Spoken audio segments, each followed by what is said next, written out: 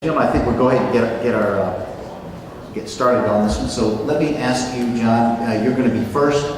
If you wouldn't mind introducing, get 1.5 minutes to do a little introduction. Sure, thanks. Well, welcome. And first I'd like to start off by thanking our host tonight for putting this event together. This is really great to get this many people in one place to meet the candidates and hear what we've got to talk about.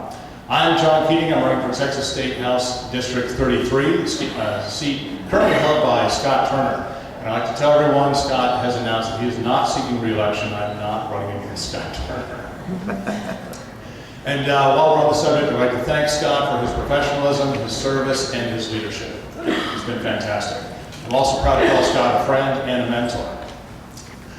I'm also a man of God. I've accepted Jesus Christ as my Lord and Savior, and I seek God's counsel every day in everything I do as a husband, a father, and a community leader. And I want those values to be reflected in my life, and those are the foundation of my faith that I'll take with me down to Austin. Another story I want to share with you is I was born in a Catholic Charities orphanage. And I owe my life to a very brave woman who traveled by herself from Arizona to California, chose life, and placed me up for adoption. As I like to say, I've been pro-life for 52 years and 9 months.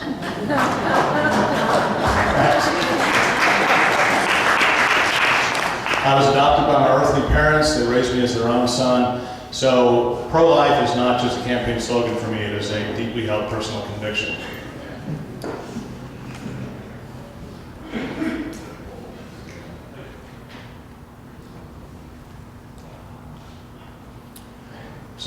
I've been blessed with a great family. My wife Leslie is my best friend, and we'll be celebrating our 20th wedding anniversary on April 20th. We have 2 great kids, Zach and Ryan. We attend Preston Trail Community Church, and I want to thank you again all for being here tonight. Thank you. Thank you, John, very much. Lorne, you're up for 1.5 minutes. Well, thanks for inviting me up here. My name is Lorne Liechty. I'm the mayor of Heath, Texas, and I'm running for state representative for House District 33 because we're facing serious issues and challenges, and I believe I have the experience and leadership abilities to help resolve them. I'll tell you all a little bit about myself. I'm an attorney. I have a real estate practice. I started my own law firm in 1989 with my law partner. We've grown it to be a very successful firm here in town. I am the mayor of Heath, Texas, as I said. I've lived in Heath for 30 years and have been active in politics there for 20 of those years. I started out on the first comprehensive planning commission of Heath. I was on the park board for 8 years. 4 of those years as chairman. I was on the city council for 8 years, 2 of those years as mayor pro tem. And I've been mayor for the last 4 years. I am a Christian also. I attend Lakeshore Church in Rockwall. My wife and I, my wife's sitting right there, we've been married for 37 years. We've been blessed with 4 children and 6 grandchildren, and we're hoping for some more grandchildren. We're very active in the church. I've been an elder there for 12 years of the 20 that I've attended. We've led multiple mission trips to Nicaragua. We've led tour groups to Israel. Love it very much. My platform is real simple. It's a conservative platform. Keep our taxes low, limit government regulation of business, improve our infrastructure to plan for the growth we have, and have a great education system. I would greatly appreciate your vote and support. Thank you. Thank you, Lorne, very much. Gentlemen, we'll start with our first question. Is our timer ready? Okay, good. Thank you very much. All right. Okay. The first question, and this first question is going to be directed to you, Lorne. So you get to be the first one on this one. With the current drop in oil prices, the comptroller is reporting a drop in sales tax collections. How will the 85th legislature be able to meet the needs of Texans while at the same time balancing the budget? Well, first of all, we have to balance the budget. Everybody, I think, would agree with that. That's something we're obligated to do. You know, we're going to have to prioritize. We don't know where those projections will be, but the comptroller will come out with them and will make them for us. And we're going to have to prioritize. You know, there's always more demand for funds than there are funds available. That's just the way it goes. That's the way it is in business. That's the way it is in government. So we need to choose the things that are most important and allocate the money to those things. We all have our own priorities. We're going to have to get together with the people in the representatives in the Senate and prioritize the things that are most important to Texas. And things that are most important are the things that are the basic, fundamental functions of government. Security, obviously. Transportation, obviously. Education, obviously. We need to focus on those basics in our government and not get too far afield. We need to stick right down the middle of the road and focus on the things that really matter. You know, everyone in this room, I'm sure, would want to keep their taxes as low as possible, and I agree with that. Tax increase is not what we're looking for. We need prioritization. We need to spend the money on what really matters, and we need to get the best bang for the buck. We need to be creative in the way we do things. We need to be creative, look at new ideas, new means of contracting, and engaging in business practices by the government to maximize the impact we get from our dollars. Thank you, Lorne. John, let me read the question for you to refresh on. With the current drop in oil prices, the comptroller is reporting a drop in sales tax collections.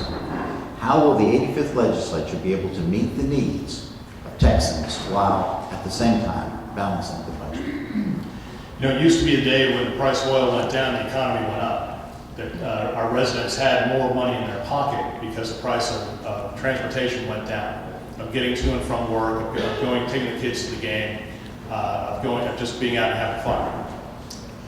Along the way, as the economy has fluctuated, we've seen property values go down, but the valuations of homes go up to recoup that lost revenue. And of course, when the economy gets back on its feet and the home values go back up again, there's still taxes at a higher rate. You don't see that tax rate get adjusted. So obviously the goal is that we want to keep our tax rate low. I'm very fond of saying we get taxed when we make money, we get taxed when we spend money, we get taxed when we save money. There's just enough is enough. The gas tax doesn't need to be raised. We've got to get our property tax evaluations under control. We need to go back to a zero-based budget, and we need to figure out a way to find some alternative funding sources, perhaps coming away from the ad valorem tax and going to a consumption tax. And I'd be open to exploring that option and looking at different ways that we can fund government efficiently while eliminating fraud, waste, and abuse. We're bringing in more transparency, efficiency, and accountability, and we're keeping the taxpayer dollars in their pocket where they belong, because where you decide you spend your money is ultimately what's going to drive this economy, and that's what's going to keep our state afloat. Thank you, John. This is question number 2. John, you get to go first on this one. Dealing with education in Texas. Funding for education in Texas is once again being looked at by the courts. How will education funding need to be restructured? You know, we wouldn't have a Super Bowl without competition. And I'm a big proponent of school of choice, to put the control back in the hands of the parents. And let the parents work with the teachers. And let the parents determine where their kids go to school and what their kids are taught. We've done a great job of keeping Common Core out of Texas, but we do need to get back to the 3 R's, reading, writing, and arithmetic. We do agree that education does cost money. So we're all about funding quality education, but we don't want to fund education bureaucracy. So again, it's very important to understand where our tax dollars are going, what it is we're paying for, and how those dollars are put to use. Another example is simply with how the school bonds work. If a municipality wants to issue bonds, it's line item. The citizens know this is going for a fire department, this is going for a library, this is going for Parks and Rec. Where the school district says, here's our bond proposition, take it or leave it. We need to change that. We need to bring some transparency to how the schools work, to how their bond process works, and so we understand as citizens where are our tax dollars going. We've got to put more of those tax dollars into the classroom so the teacher and the student benefit from them. I think we're spending about, $11,000 per student, and only half that money makes it into the classroom. There's got to be a better way. John, thanks very much. Lorne, the same question for you now. Funding for education in Texas is once again being looked at by the courts. How will education funding need to be restructured? Well, I think we'll all get a real good idea of where we have to go when the Supreme Court decision is handed down. It's currently pending. You know, under the Texas Constitution, the state legislature has the obligation to establish and maintain and provide for an efficient free public school system. And so that is an obligation that we all have, and that's what's currently being tested by the courts. Several things we have to do in order to make our schools better. First of all, we have to give more local control to the school. We have great schools in this District 33. There's great schools in Frisco, there's great schools in Rockwall, Royce City, and throughout the district we have great schools, and we're very blessed with that. We have to trust our local school board trustees, our local administrators, to handle the schools and to operate them in the most efficient and lean way possible. You know, I learned as mayor that no one in Austin understands better what the impact we do in Heath is than we do. And it's the same thing with our school boards. The bureaucrats in Austin are never going to understand the impact upon whether it be Frisco or Rockwall or wherever that the school boards make, like those school boards do. And they will hear it first, so we need more local control. Second, we need to allow teachers to teach. They're trained professionals. They do a fabulous job. Each of us owes a great debt to our teachers. All right. Thanks very much, Lorne. Appreciate that. All right. The next question.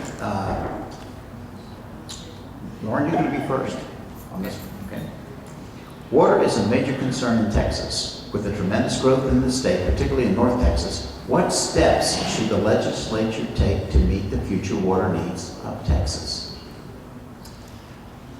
Water is a great need. In fact, about 1 year ago today, if you were looking out at Lake Ray Hubbard, which is in Rockwall County, you'd be looking at about 60% of the water that's there currently now. Fortunately, we had great rain, but that didn't solve our water problems. We need to plan long-term. We need to look long-term. The Texas State Water Plan needs to be analyzed and constantly reevaluated so that we're looking out 30, 40, 50 years into the future.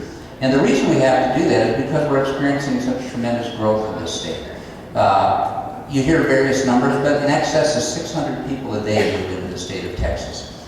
And that is incredible growth. Sometimes it seems like they all move into this district. But we have to plan for those people coming in because our infrastructure has to be able to support it, and the critical part of that is our water plan. So we need to constantly be looking at updating our water plan, making sure to streamline the path for lakes and other water supply, making sure that we're providing water to all of our citizens at the least cost basis and yet with a long-term supply so that we know we can handle the growth that's coming to our area. Very good. John, the same question for you now. Water is a major concern. With the tremendous growth in the state, particularly in North Texas, what steps should the legislature take to meet the future water needs of Texas? Water is critical. On the campaign trail, you hear water and transportation, two big concerns because of the amount of growth that we have. Having the water districts in place where we have regional control, we have an idea of what our needs are and how we can measure those is a great idea. We've got to keep brain trust in there. You know, when they sit down to kind of figure out and project the water needs, they literally project 50 years into the future. But we've broken through those estimates. We're off the charts on growth. We're not keeping up with that 50-year model. So in doing that, you know, we institute different water programs, and a lot of them work. A lot of it is just education. If we stop spreading drinking water on our front lawns and turn our sprinkler off in times of drought and work together as a community during these periods of growth, then we can save more water. I think also we encourage drilling of wells for our school districts, for our parks and our cities, and use well water to irrigate rather than using our drinking water. So I think, again, it becomes an issue of how do we use technology, how do we use our current resources and manage them more efficiently, and stop using good quality water in ways that is just simply wasteful. So I think that can go a long way towards conserving the resources we do have. Thanks very much, John. Now, John, if you'll address this next question first. Illegal immigration is a major concern to the citizens of Texas. Just yesterday, the federal government announced plans to cut airborne surveillance of the Rio Grande border by 50%. With the federal government not supporting a strong, secure border, what steps should the legislature take to reach this goal? If you want to stop illegal immigration, you've got to start securing the border. And I think you've heard every candidate say that tonight. I applaud the previous legislation's work to put $800 million into border security to get more boots on the ground. But we've got to put pressure, we've got to provide leadership as a state to the federal government to back those laws up. If the federal government has this catch and release program, then it almost doesn't matter what we're doing. And along those same lines, we've got to stop those magnets that are drawing people here in the first place. The border has become a war zone. I mean, it is truly human trafficking, drug trafficking, the crime, the violence. It is all coming across the border here. The notion that we're decreasing our airborne surveillance, we're decreasing our eyes on the ground, we're not putting more boots on the ground, is one more encroachment of the Obama administration on this state, as they're trying to strip our First Amendment rights, our religious liberties, our Second Amendment, that we've got Syrian refugees put here against the governor's orders, against the governor's wishes. So it is time for Texas to stand up as a state and provide some leadership for the rest of this country. Thank you very much, John. Lorne? Again, illegal immigration. It is truly a major concern of the citizens of Texas. Just yesterday, the federal government announced plans to cut the airborne surveillance of the Rio Grande border by 50%. With the federal government not supporting a strong, secure border, what steps should the legislature take to reach this goal? I agree that we need to adopt a zero-tolerance policy to illegal entry into the country. We need to secure our borders. I think that's pretty uniformly agreed by people. There's also things we have to do. We have to enforce our laws. You know, America is a nation of laws. We're founded upon laws. And one of the real negative things we're experiencing, and really it's a shame, is that our federal government, in particular our president, has engaged in selective enforcement of the laws, and specifically selective enforcement of the immigration laws. We need to enforce our laws. Now, while largely this is a federal problem, there's things that the state can do. Right here in Texas, there are cities and counties that have adopted policies that effectively make them sanctuary cities. We cannot allow that. We should not allow that. As a state representative, I would support legislation that would cut funding to cities that adopt sanctuary city policies. Thank you. But it's a serious issue, and we need to take it seriously. There are things we can do in the state. The state legislature last year adopted, I believe it was $800 million towards securing our borders and training our officers, and that was a good first start. But we need to take a look at those sanctuary cities and other issues within our state where we can say with the money we have as a state government, we're going to use that to make sure to enforce the laws here in Texas. Thank you very much. Lauren, hold on to that microphone, please, sir. The next question deals with term limits, and I would like to know, are you in favor of term limits? Now, it can be yes or no, but you can also elaborate. You know, I am in favor of term limits. The older I get, the more in favor of them I am. Yeah, I am in favor of term limits, and I think what we see is so often people who just stay in office forever and ever and get part of that establishment. You know, I think that we also have to look at ways to try to make sure that our officials and our campaign financing works to make sure that everyone has a fair shot at that table too. So, short answer, yeah, I'm in favor of term limits. Lauren, thanks very much. John, term limits, tell us about it. Yes, sir. I am in favor of term limits as well. It would be interesting to see how we would structure that for state representatives, given that we're in session every other year, and then what becomes the right number of years for a state rep. I don't know if you would allow a state rep to serve maybe 2 sessions, but only for a total of 4 terms. You know, it would be hard to sit down and kind of calculate that out and figure out what is the right number. But yes, I do support term limits. I think that's a great idea at every level of government. So we've got them in the city of Frisco. Most municipalities have them. As cities grow bigger and they come under home rule and under a city manager form of government, you definitely want to keep that culture of a good old boy network out of your city, and quite frankly, out of your county and your state. Thank you very much, John. John, hold on to the microphone. You've got 60 seconds, gentlemen, now left for your closing speech. It's not much time. But John, I'll ask you to please start. Thanks. My name is John Keating. As I introduced myself at the beginning, I'm 13 years in the U.S. Army. I'm a Gulf War veteran. I received some of the best leadership training in the world. I've served during the Gulf War, and when I came home, I was ready to serve my country by serving my community. I've been on Frisco City Council for about 6 years. I'm the Mayor Pro Tem. We're one of the fastest growing cities in America, and our population has just recently gone to about 151,000. It was about 30,000 when I moved here in 1999.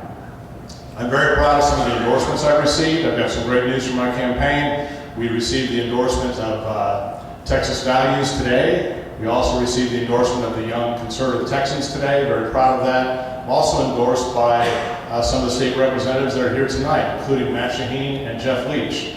And their guidance and counsel has been very helpful on the campaign trail. This is John Keating, Texas State House District 33. My website is keatingfortexas.com. Thank you. Thank you, John, very much. Lorne, 60 seconds, sir. Well, thank you all for coming out. Thank you for letting me speak. You know, I know that when I'm asking you for your vote, I'm asking you for something very important because I'm asking you to trust me. A lot of you know me, a lot of you don't know me. But I'll tell you this, I'm a man who stands by my word and I'll do what I say. I'd ask you to remember that. I'd ask you to remember that I will stand for an unwavering protection of our freedoms and liberties. It's very important, especially our religious liberties. I'll stand for doing what I say I do. When I tell you something, I'll live up to it. We are very proud of where we're at in this campaign right now. We've got great endorsements. I've been endorsed by 5 active mayors within this district. I've been endorsed by 7 former mayors within this district. We've got the endorsement, I'm pro-life. We've got the endorsement of the Concerned Women of America. We've got the endorsement of Texas Alliance for Life and for Life Pact. Thank you all for listening to us tonight. Thank you, sir. Ladies and gentlemen.